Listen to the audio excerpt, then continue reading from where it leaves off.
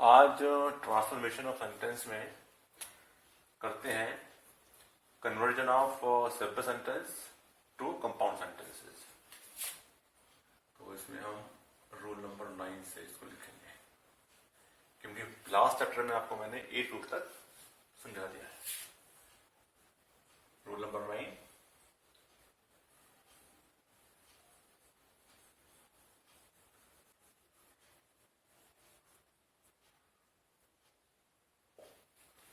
Conversion of simple sentence to compound sentences. Compound sentence को हम double sentence भी बोलते हैं इंग्लिश में। इसको हम डबल सेंटेंस भी बोलते हैं, डबल सेंटेंस। डबल क्यों बोलते हैं? अगर आपको याद हो तो मैंने आपको बताया था कि कंपाउंड सेंटेंस में मेन क्लॉजेस एक से ज्यादा होते हैं, 2 भी हो सकते, 3 भी हो सकते हैं, तो इसलिए बोलते हैं डबल सेंटेंस। और डबल मीन्स जब मेन क्लॉज होगा तो उसमें 2 फाइनाइट वर्ब्स होती हैं और सिंपल सेंटेंस में 1 फाइनाइट वर्ब होती है। For example,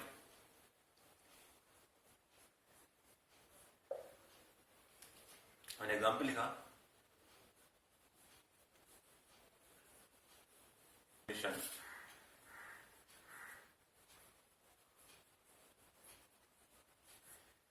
by working hard, full stop। ये हमारा एग्जाम्पल है सिंपल सेंटेंस का। सिंपल सेंटेंस, ये पास एग्जामिनेशन बाय वर्किंग हार्ड। तो इसमें सिंगल क्लॉज है, इसमें एक वर्ब है, ये हमारी फाइनाइट वर्ब है। ठीक, समझ में आ गया इतना? अब अगर इसको हम कन्वर्ट करें कंपाउंड सेंटेंस में तो क्या लिखेंगे कंपाउंड में? ही द एग्जामिनेशन।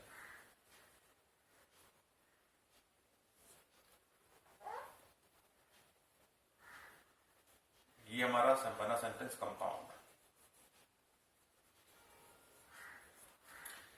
तो इसमें क्या देख रहे हैं आप? इसमें 2 मेन क्लॉज हो गए, ही वर्कड हार्ड, ही वर्कड हार्ड।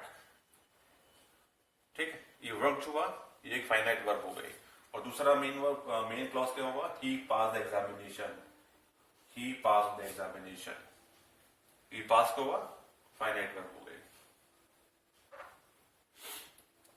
तो ही वर्कड हार्ड, एक मेन क्लॉज, दूसरा main clause he pass the examination, और इसको जोड़ा कहां से हमने? ये इसका कंजक्शन है। ठीक, तो कंपाउंड सेंटेंसेस को हम इस तरह के कंजक्शन से जोड़ते हैं, बहुत सारे मेन क्लॉजेस को। तो he worked hard, so he pass the examination. तो ये हमारा क्या होगा? Finite verb. फाइनाइट वर्ब, ये हमारी फाइनाइट वर्ब।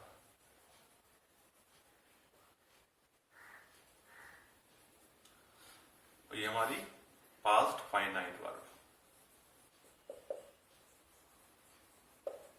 ये बात समझ में आती है कि सिंपल सेंटेंस में सिंगल क्लॉज होगा और सिंगल क्लॉज में एक ही सेंटेंस होगा और उसके अंदर एक फाइनाइट वर्ब होगी, जबकि कंपाउंड सेंटेंस यानी कि डबल सेंटेंस वाले सेंटेंसेस में 2 फाइनाइट वर्ब्स होती हैं।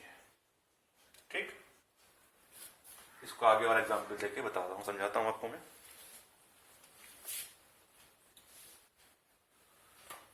कंजक्शंस पहले हम लिख लेते हैं, समझ लेते हैं कितने हमारे पास क्वाड्रेटिक कंजक्शंस हैं।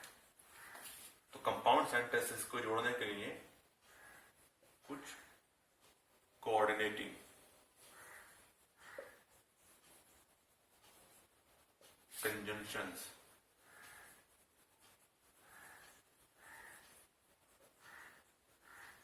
होते हैं। क्या क्या हैं ये? बहुत सारे हैं ये, जैसे कि एंड, इसके अंदर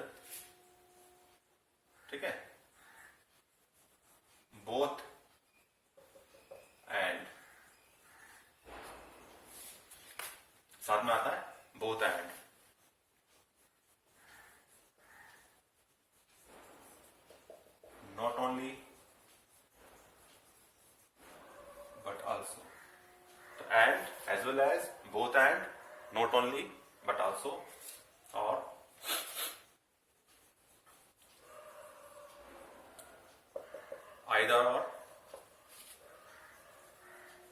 नीदर और, इधर नॉर, ठीक, और नॉर, और नॉर, और एल्स,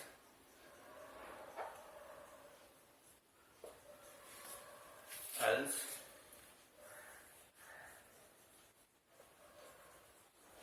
अदरवाइज, बहुत सारे हैं, but, yet, still, nevertheless,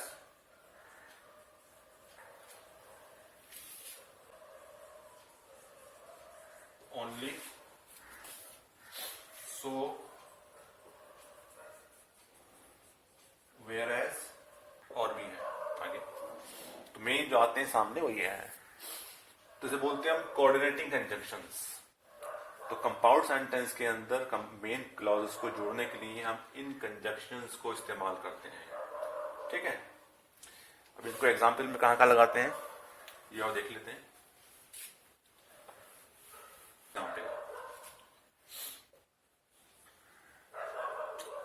you must work hard, you must work hard to win the first prize.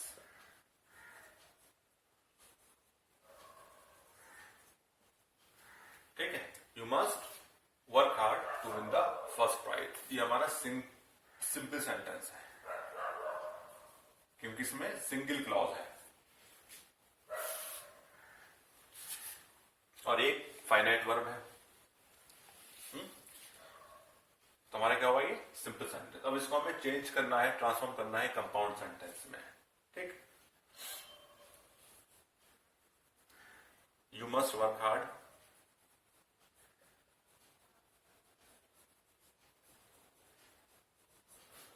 अब इसको जोड़ना है हमें उन कोऑर्डिनेटिंग कंजंक्शंस से। तो यू मस्ट वर्क हार्ड और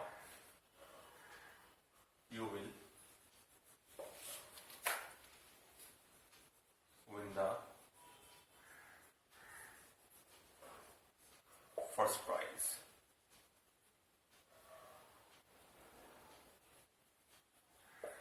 ये हमारा कंपाउंड सेंटेंस में ट्रांसफॉर्म हो गया। तो यू मस्ट वर्क, आपको बहुत मेहनत करनी चाहिए या और you will win the first prize, ठीक है। तो आप इसमें क्या होगा फर्स्ट प्राइज जीतेंगे।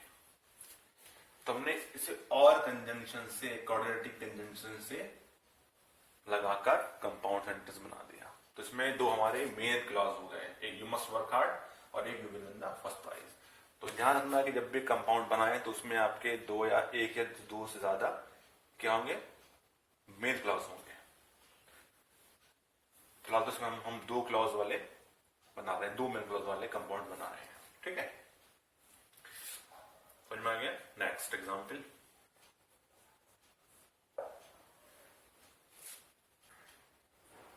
For is misbehaving.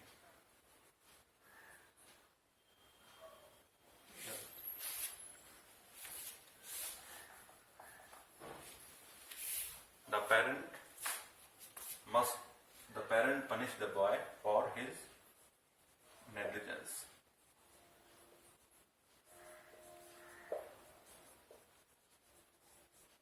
ये हमारा सिंपल सेंटेंस है।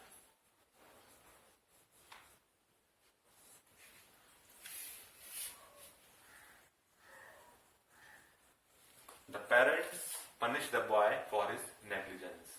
ठीक, ये सिंगल क्लॉज है, एक क्लॉज है, सिंपल सेंटेंस है। कंपाउंड बदलना है इसको हमें, तो अब क्या बना सकते हैं इसको।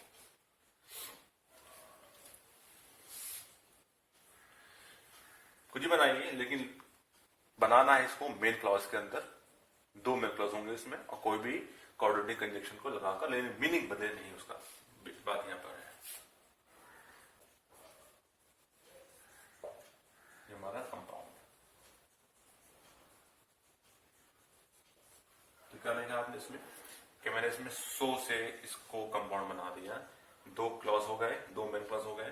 द बॉय वाज नेग्लिजेंट, लड़का क्या था? नेग्लिजेंट था, लापरवाह था, इसलिए पेरेंट ने उसको सजा दी। यहां क्या था? पेरेंट ने लड़के को उसकी, ठीक है, लापरवाही के लिए सजा दी। तो ये हमारा पास्ट टेंस में था, तो इसलिए हमने वाज का इस्तेमाल किया। The boy was negligent, so the parents punish the boy. Okay, next example देखते हैं इसका।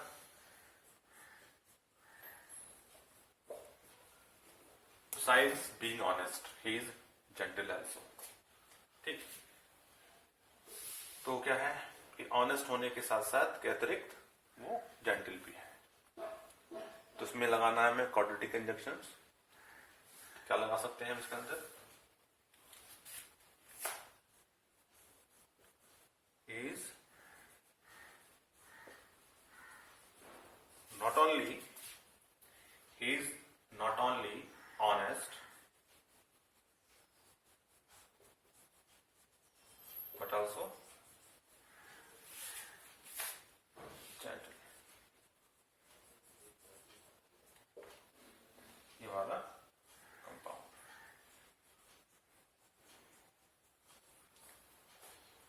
तो he is not only honest, ना केवल वो ऑनेस्ट है बल्कि वो जेंटल भी है।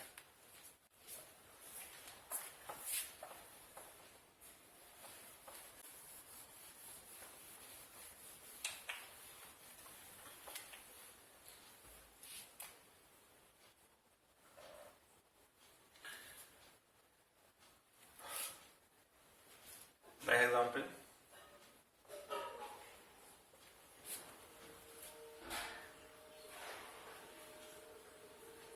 Was always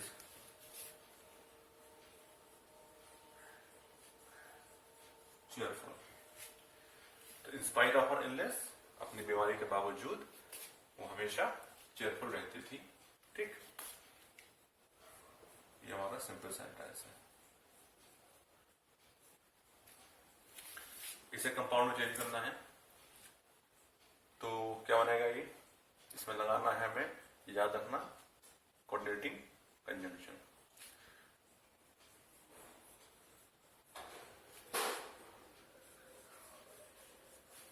she was always cheerful. तो शी वॉज इल, वो बीमार थी, लेकिन वो हमेशा खुश रहती थी। She was always cheerful. ये हमारा कंपाउंड हो गया।